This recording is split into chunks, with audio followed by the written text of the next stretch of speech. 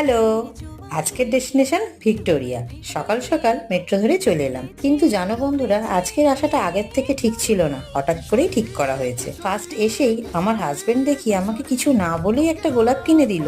অবাক হয়েছি, কিন্তু তার থেকেও বেশি আনন্দ পেয়েছি। আজকে যেহেতু হঠাৎ এসে, তাই কোনো রান্না করে আনিনি, কিন্তু এসে প্রচুর খিদে পেয়ে গেছিল, তাই ভেতরে ঢোকার আগে একটা করে এগরোল কিনে খাওয়া হলো সবাই মিলে। আজকে এখানে এসে রিপন প্রচুর দুষ্টুমি করছিল, কিন্তু হ্যাঁ, আনন্দ করেছে খুব। কিছুক্ষণ গার্ডেনে ঘোরাঘুরি হলো, বসে গল্প হলো, কিছু পিকচার তোলা হলো, এইভাবে বেশ কিছুক্ষণ ওখানে সময় কাটালাম। পর চলে গেলাম মিউজিয়ামের ভেতরের কালেকশনগুলো আমাদের চোখের সামনে দেশের স্বাধীনতার আগের পরিস্থিতি ফুটিয়ে তুলেছে। তবে বন্ধুরা, আগের দিন আলিপুর জুতে গিয়ে আনন্দ হয়েছে, কিন্তু আজকের আনন্দটা যেন সেরা ছিল।